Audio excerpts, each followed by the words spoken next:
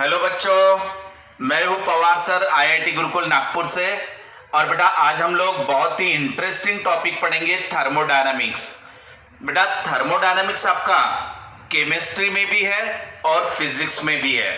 और थर्मोडायनामिक्स के बारे में बता दूं तो थर्मोडायनामिक्स हमारे डेली लाइफ से बहुत ज़्यादा जुड़ा हुआ है और इसके बहुत से प्रैक्टिकल एप्लीकेशन है।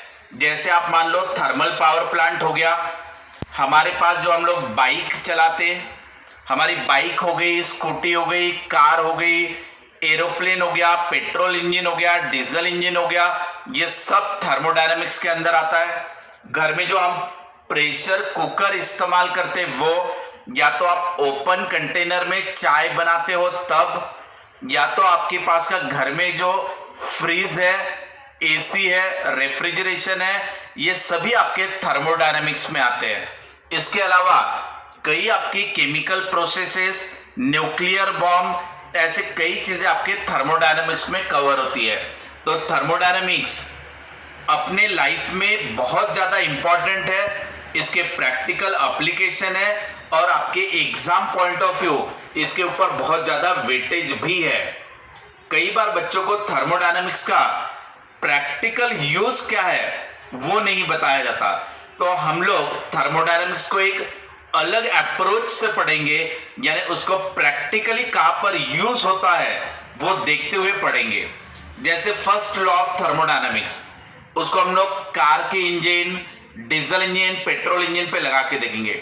आइसोथर्मल, आइसोकोरिक, आइसोबारिक, ये सभी प्रोसेस अपने आजू बाजू डेली लाइफ में कैसे होती है वो भी पढ़ेंगे और उनके इक्वेशन भी पढ़ेंगे। ठीक है, तो सबसे पहले हम लोग आईसी इंजन देख लेते हैं। आईसी इंजन बोले तो इंटरनल कंबशन इंजन, या आप कह सकते हो पेट्रोल इंजन या डीजल इंजन। इनका एक जनरल फंक्शन हम लोग पढ़ लेते हैं। तो बेटा सबसे पहले गाड़ी का इंजन बोले तो क्या, तो इंजन यानी इस तरीके से सिलेंडर होता है। एक आपका ग्लास ले लो, आप मान लेते हम लोग 1 मिनट, ये ऐसा मैंने ग्लास ले लिया, सिंपल ग्लास। तो बेटा ये ग्लास को भी आप सिलेंडर कह सकते हो, और ये सिलेंडर के अंदर यानी ये ग्लास का शेप, इसके अंदर पिस्टन रहेगा। तो ये वाला मान लिया मैंने पिस्टन है, इसको एक कनेक्टिंग रॉड दे देंगे, क्रैंक दे देंगे, और ये शाफ्ट रहेगा आपका जो घूमेगा। अब देखना बेटा, हम सबसे पहले पेट्रोल पंप से या डीजल पंप से हमने पेट्रोल डीजल खरीद लिया, और पेट्रोल डीजल कहां पर आता है, आपके पेट्रोल टैंक में आता है। ये आपकी पेट्रोल टैंक है मान लो, या तो डीजल की टैंक है। ठीक है, अब यहां पे आपने पेट्रोल ले लिया, एटमॉस्फेयर से आपने एयर खींच लिया। अब ये एयर ले लूंगा मैं, और यहां से मैं पेट्रोल ले लूंगा। पेट्रोल के क्वांटिटी को कम ज्यादा करने के लिए यहां पे मैं वॉल्व भी लगा सकता हूं। ऐसे जैसे मैं एक्सेलरेट करता हूं, तो एक्सेलरेट करने का मतलब होता है आप वॉल्व को ओपन कर रहे हो कम ज्यादा। तो जैसे आप एक्सेलरेट करते हो, स्कूटी रहे, बाइक रहे, उनको हम जैसे एक्सेलरेट करते हैं तो हम वॉल्व को ओपन करते हैं ताकि पेट्रोल डीजल की क्वांटिटी इंजन में बढ़ जाए। अब ऐसा मान लेते हैं कि यहां से पेट्रोल आया, यहां से एयर आया, और इसको हम लोग कंबाइन करेंगे। कहां पर, कार्बोरेटर में। कार्बोरेटर में पेट्रोल और एयर इनका कंबशन किया हमने, कंबशन नहीं किया सॉरी, मिक्सअप किया। तो कार्बोरेटर का काम क्या था, पेट्रोल और एयर को मिक्सअप कर देना। बाद में ये पेट्रोल टैंक से पेट्रोल और एयर मिक्स हो जाने के बाद कहां पर, कार्बोरेटर में, इसको हमने गाड़ी के इंजन में भेज दिया, ये इंजन में। ठीक है बेटा, अभी गाड़ी के इंजन में आ गया आपका एयर और पेट्रोल। जैसे आप मान लो छोटे छोटे कागज के टुकड़े लिए आपने, और कागज के टुकड़ों को जलाने से पहले उनको पेट्रोल में या रॉकेल में या डीजल में मिक्सअप कर दिया। मिक्सअप किस लिए किया, ताकि यूनिफॉर्म कंबशन हो, एक साथ जले। ठीक है ना, नहीं तो क्या होगा, पहले आपका ऊपर ऊपर का कागज जलेगा, फिर नीचे का जलेगा, ऐसा होता रहेगा। हमें वैसे नहीं करना, हमें कागज को पेट्रोल के साथ अच्छे से मिक्सअप कर लेना है, ताकि जैसे आप माचिस लगा के उसको जलाओगे वो तुरंत आपका कंबस्शन होना चाहिए। तो यहां से हमने एयर और पेट्रोल को अच्छे से मिक्सअप करके कार्बोरेटर से गाड़ी के इंजन के अंदर भेज दिया। बेटा ये जो वॉल्यूम रहता वो सेंटीमीटर क्यूब में मान लो मैंने दिखा दिया, इसको कहते हैं आपकी गाड़ी का सीसी, ठीक है ना, क्यूबिक सेंटीमीटर, ये आपका यहां का वॉल्यूम रहता, ठीक है। इसके बाद बेटा यहां पे हम लोग लगा देंगे स्पार्क प्लग। स्पार्क प्लग बोले तो किसका रोल प्ले करेगा, जैसे माचिस, अगर आपने कागज को जलाना है तो हम लोग माचिस ऐसा करेंगे, ये ऐसे करते ही माचिस जलेगी और इससे वहां पर आग लग जाएगी।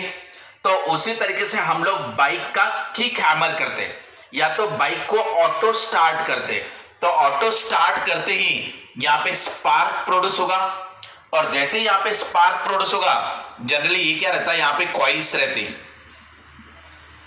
और यहाँ पे इलेक्ट्रोमैग्नेटिक इंडक्शन का फिनोमिनॉन रहता।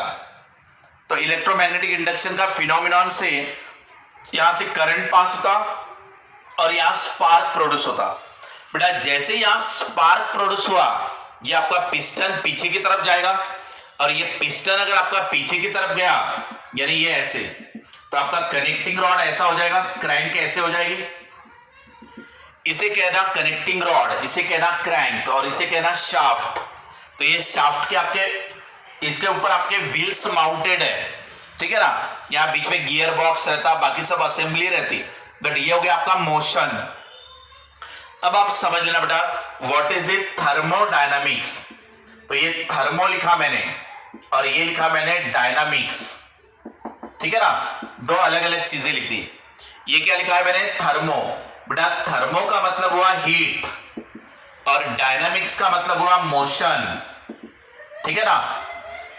तो यहां पेट्रोल से मुझे हीट मिली, ठीक है ना, यानी ये केमिकल से आपको हीट मिली, और हीट का इस्तेमाल करके आपको यहां पे मोशन मिला, यानी ये हुआ आपका डायनामिक्स यहां पर, ठीक है ना, क्योंकि आपकी गाड़ी चलना चालू हो जाएगी, आपका शाफ्ट घूमना चालू हो जाएगा, तो ये आपको मोशन मिल गई, इसे कहते हैं डायनामिक्स।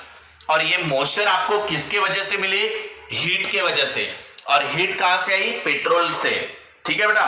तो कन्वर्शन ऑफ हीट एनर्जी, यानी पेट्रोल का इस्तेमाल किया, यानी हीट एनर्जी का इस्तेमाल किया, और वो हीट एनर्जी से आपको क्या मिला, मोशन मिला, यानी आपकी गाड़ी चलने लगी, यानी आपको डायनामिक्स हो गया। यानी conversion of heat energy into mechanical energy यानी motion is nothing but thermodynamics. तो how to define the thermodynamics, यानी conversion of heat energy into mechanical energy और motion is nothing but thermodynamics. समझा बेटा इसका। अब इतना जो आपने पढ़ा, तो अब इसमें एनर्जी का कन्वर्शन क्या होता वो हम लोग देखेंगे। बेटा यहां से जो मुझे हीट मिली उसको मैंने कह दिया dq। सो dq यानी क्या, amount of heat supplied by the petrol. अब इसके वजह से आपको वर्क डन मिला, तो वर्क डन जो मिल रहा है उसको कह दिया dw, यानी ये आपकी गाड़ी चलने लगी तो ये आपका वर्क डन हुआ dw। पेट्रोल से जो हीट मिली इसको कह दिया dq, ठीक है बेटा।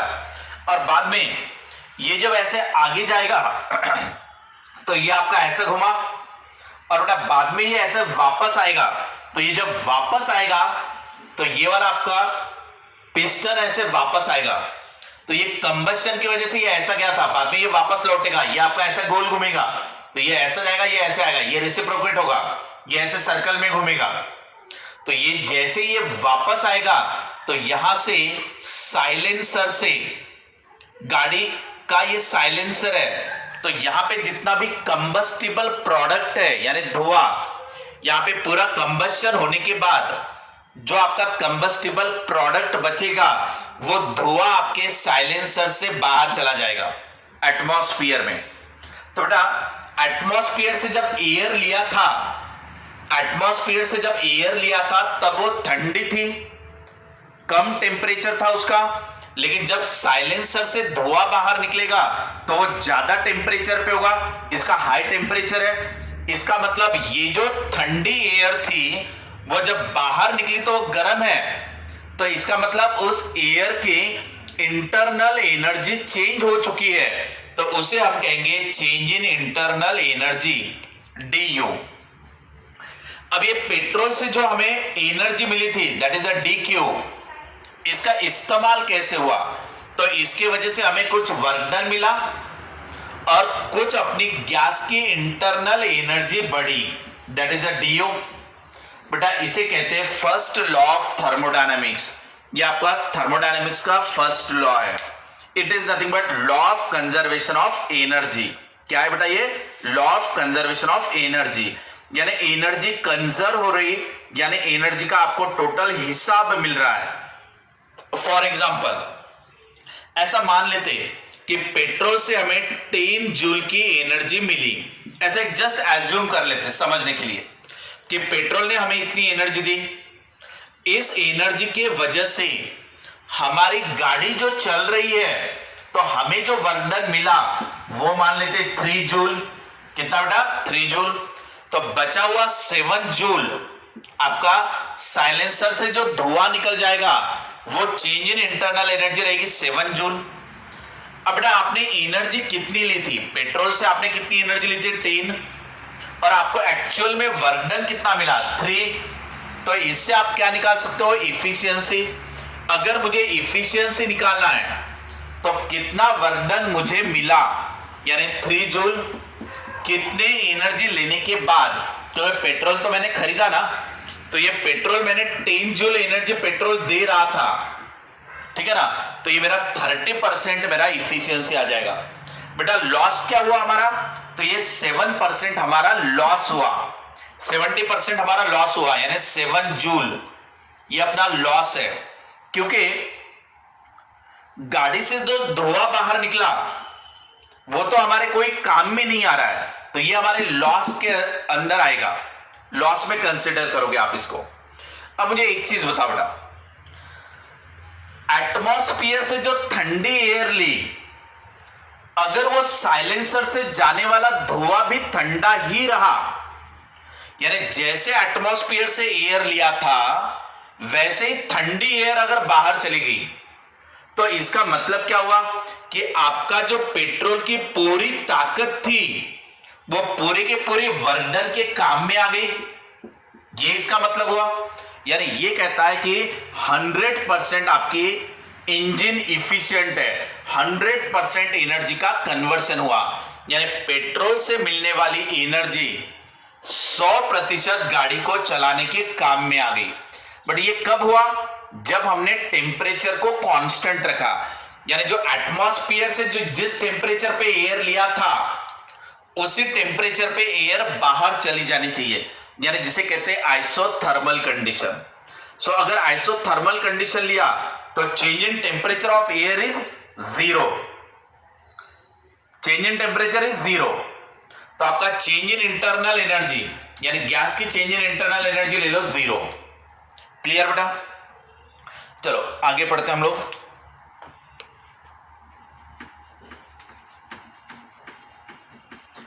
थर्मोडायनामिक्स आपका रियल लाइफ में इसके बहुत से एप्लीकेशंस है, रेफ्रिजरेशन, एसी, फ्रीज।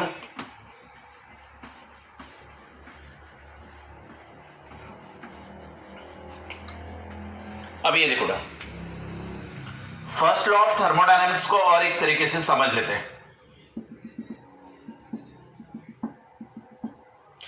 घर में हम लोग कोई कंटेनर में मान लो सब्जी बना रहे हैं या मान लेते चाय बना रहे हैं।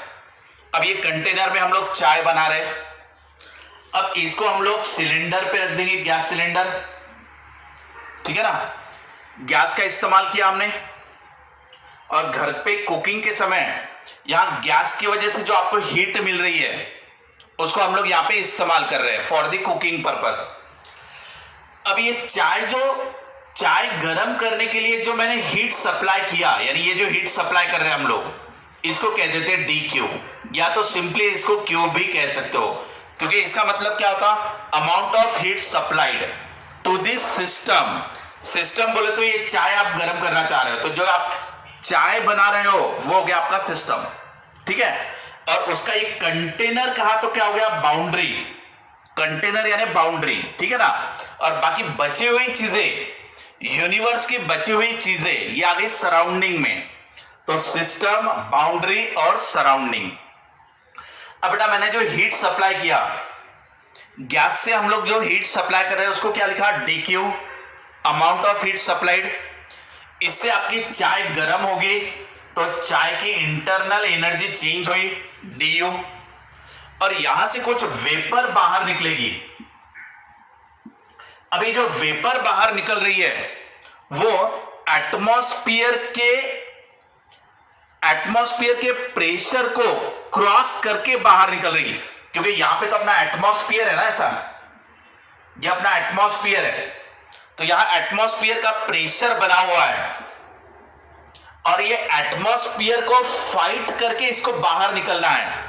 तो ये जो वेपर बाहर निकलेगी वो एटमॉस्फेयर को फाइट करके बाहर निकलेगी, जिसके लिए वर्क डन लगेगा dW।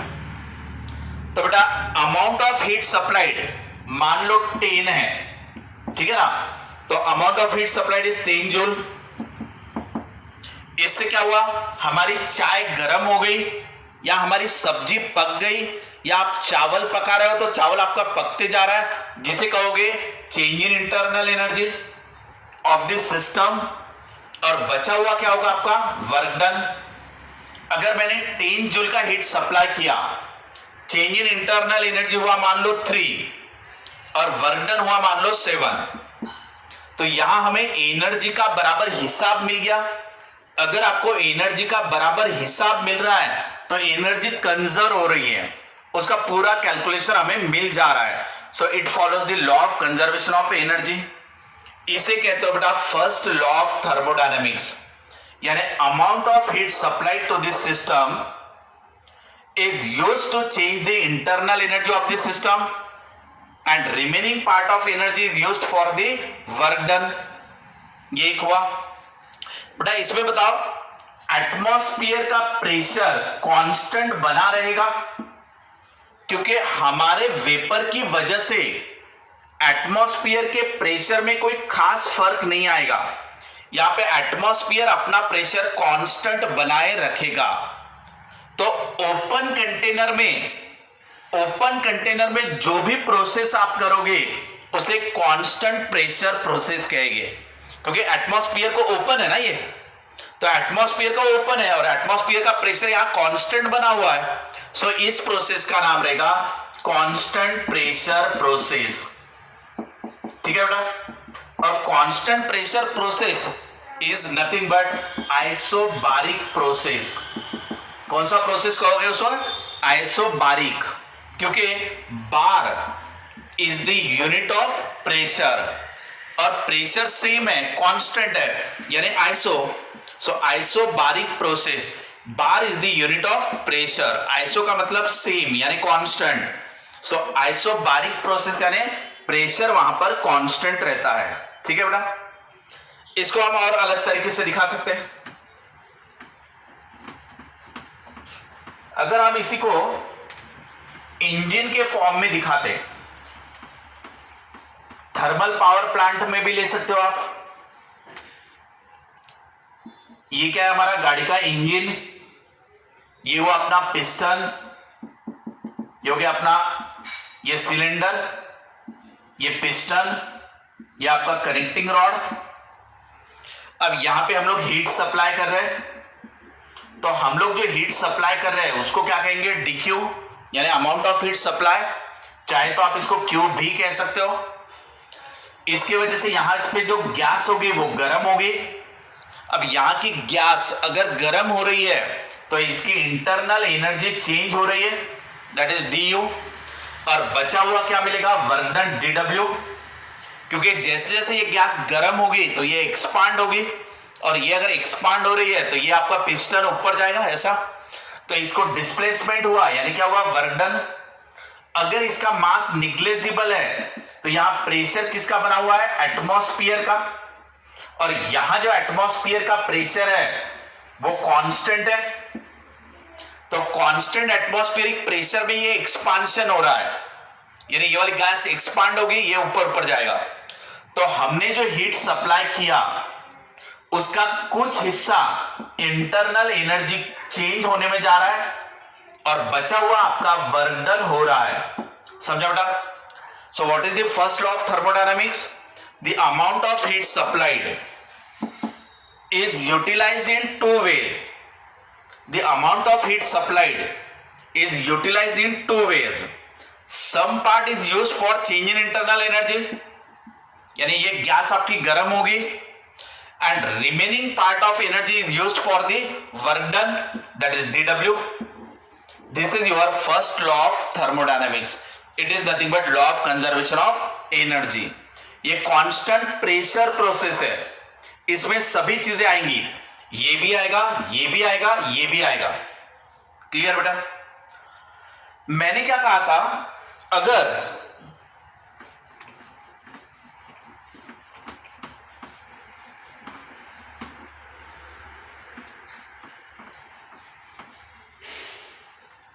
मैं अलग अलग प्रोसेस लू, मान लो आइसोकोरिक, ठीक है बेटा, ये ले लिया आइसोकोरिक, आइसोबारिक, आइसोथर्मल और एडियाबैटिक, ऐसे मैं अलग अलग प्रोसेस ले रहा हूं, ठीक है ना। आइसोकोरिक यानी वॉल्यूम इज कांस्टेंट। अभी आइसोकोरिक प्रोसेस हमारे आजू बाजू में कहां पर होती है, तो बेटा प्रेशर कुकर ये इसका बेस्ट एग्जांपल है। अगर हमें चावल पकाना है, ये हमने चावल और पानी ले लिया, राइस ले लिया, वाटर ले लिया, हम चावल को पकाना चाह रहे हैं, इसके लिए हीट देंगे हम लोग, दैट इज DQ। बेटा हमारा चावल पकेगा, पहले चावल अपना ठंडा था, बाद में चावल अपना गर्म हो जाएगा, यानी चावल की इंटरनल एनर्जी चेंज हो रही, दैट इज DU। अगर इसको ओपन रखोगे तो कुछ एनर्जी लॉस होगी in the form of heat for doing the work against the atmosphere. Atmosphere के अगेंस्ट में वर्क डन करने में वेस्ट होगा, हमें इसकी कोई जरूरत नहीं है। तो हम लोग क्या करेंगे, इस कंटेनर को क्लोज कर देंगे। हमने ये कंटेनर को क्लोज कर दिया, तो बेटा अगर आपका कंटेनर क्लोज हो गया तो आपका वॉल्यूम कांस्टेंट हो गया, ये वाला वॉल्यूम तो चेंज नहीं होगा। अभी यहां पे कोई डिस्प्लेसमेंट भी नहीं हो रहा है, कोई वर्क डन भी नहीं हो रहा, कोई वर्क डन नहीं होगा, ना ये एक्सपांड हो रहा है, ना यहां से एयर ऐसे बाहर जा रही है या वेपर ऐसे बाहर भी नहीं जा रही। तो जो भी हम अमाउंट ऑफ हीट सप्लाई करेंगे वो पूरा का पूरा चेंज इन इंटरनल एनर्जी के काम में आएगा। यानी अगर मैंने 10 जूल का हीट सप्लाई किया तो ये पूरा का पूरा 10 joule change in internal energy कराएगा और आपका वर्क डन में 0 आ जाएगा, क्योंकि ये ऊपर जाएगा ही नहीं ना, क्योंकि कांस्टेंट वॉल्यूम प्रोसेस। तो ये कांस्टेंट वॉल्यूम प्रोसेस कहां पर होती है, प्रेशर कुकर में, ठीक है बेटा। तो इक्वेशन यहां पे क्या बनेगा, फर्स्ट लॉ ऑफ थर्मोडायनामिक्स का, कि जितना हीट हमने सप्लाई किया उसी से पूरा चेंज इन इंटरनल एनर्जी हो गया, यहां पे कोई भी वर्क डन नहीं हुआ, तो यहां पे वर्क डन कितना हो जाएगा, 0। क्लियर बेटा? तो इस तरीके से आपको इक्वेशन लेते आना चाहिए। ये हो गया आपका कांस्टेंट वॉल्यूम प्रोसेस। नेक्स्ट, बराबर ध्यान देना बेटा, ये वाला प्रोसेस हमने ले लिया था आइसोबारिक, यानी प्रेशर इज कांस्टेंट। यानी यहां पे क्या हुआ था, जैसे आप यहां पे चाय बना रहे हो, ऐसा मान लेते हैं, जो हीट सप्लाई किया उसको क्या लिखना, DQ। इसकी इंटरनल एनर्जी चेंज होती है, दैट इज DO। यानी आपकी चाय बन रही है, गर्म हो रही है, और यहां से वेपर बाहर निकल रही है, वर्क डन कर रही है। वेपर किसके अगेंस्ट में वर्क डन कर रही है, एटमॉस्फेयर, क्योंकि यहां एटमॉस्फेयर होता है ना, एटमॉस्फेरिक प्रेशर, ये उसको नीचे दबा के रखना चाहता है, लेकिन वेपर ऐसे बाहर निकलना चाहती है, तो वेपर जो बाहर निकलेगी तो एटमॉस्फेयर के अगेंस्ट में वर्क डन करते हुए बाहर निकलेगी। तो यहां पे हमारा इक्वेशन क्या हो जाएगा, dq equal to du plus dw। Clear बेटा, ये अपना आइसोबारिक को अप्लाई हुआ। नाउ आइसोथर्मल, आइसोथर्मल यानी क्या, टेम्परेचर इज कांस्टेंट। ठीक है बेटा, तो अभी मैंने आपको बताया था ऐसे, ये अपने कार का इंजन है मान लो, यहां से हम लोग क्या लेते थे बेटा, पेट्रोल प्लस एयर, पेट्रोल और एयर यहां पे आ रहा था ऐसे। अगर हमारे एयर का टेम्परेचर इंजन में, ये इंजन में एयर को अगर मान लो 30 डिग्री सेल्सियस पे ले लिया गया, अगर एयर को 30 डिग्री सेल्सियस पे ले लिया, बाद में कंबशन हुआ, आपकी गाड़ी चलने लगी, यानी वर्क डन हो गया dw, ठीक है ना। बाद में साइलेंसर से धुआं बाहर निकल गया, और ये जो साइलेंसर से कंबस्टिबल प्रोडक्ट यानी धुआं जो बाहर निकल रहा है वो 30 डिग्री सेल्सियस पे ही निकला, तो ये टेम्परेचर क्या हुआ, कांस्टेंट।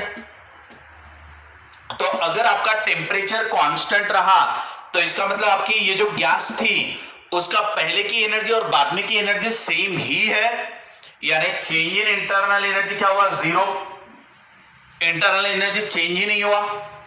तो हमारे पेट्रोल ने जितना हीट जनरेट किया था वो पूरा का पूरा वर्क डन के काम में आ गया, यानी यहां पे इक्वेशन क्या बनेगा, dq is equal to dw, क्योंकि चेंज इन इंटरनल एनर्जी क्या हुआ, जीरो, क्योंकि टेम्परेचर क्या है, कांस्टेंट।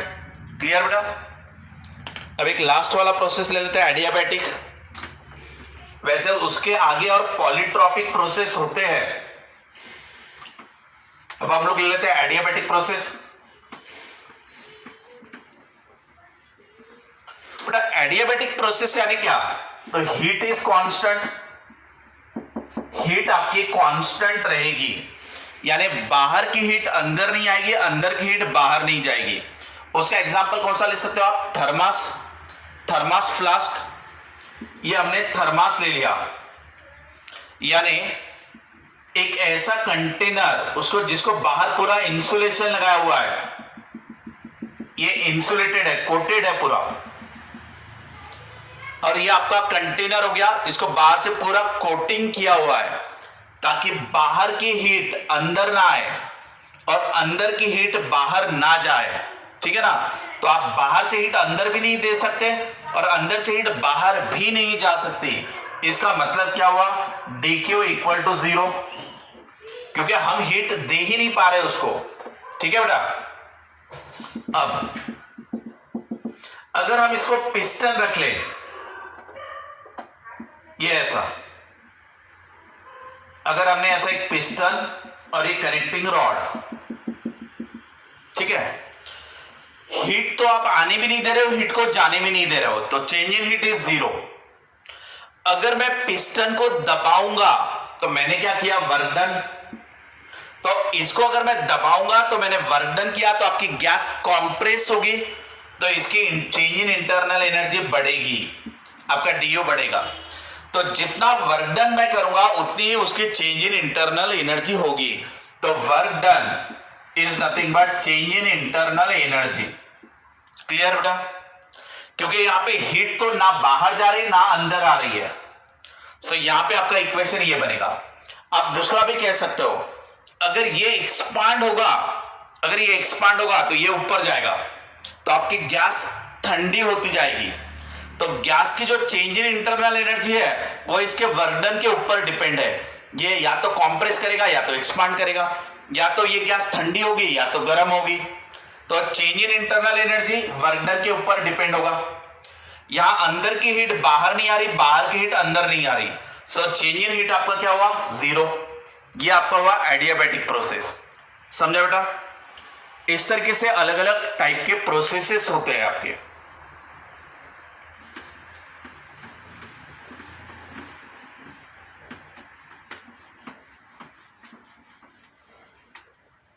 आज के लेक्चर में हमने थर्मोडायनामिक्स प्रैक्टिकली कहां पर यूज होता है वो देखा बेटा। और एक बार बता दो, थर्मो का मतलब क्या होता है? हीट, और डायनामिक्स का मतलब मोशन, यानी हीट के मदद से यानी पेट्रोल की मदद से गाड़ी को चलाना यानी मोशन मिलाना यानी डायनामिक्स। तो थर्मोडायनामिक्स यानी हीट यानी पेट्रोल से डायनामिक्स यानी मोशन मिलाना। समझा बेटा? आज के लेक्चर में हम लोगों ने ये सब चीजें पढ़ी। नेक्स्ट लेक्चर में हम लोग अलग अलग टाइप के प्रोसेसर्स में क्या क्या वर्क डन होता है उनके डेरिवेशन पढ़ेंगे। ठीक है बेटा? Thanks to all of you.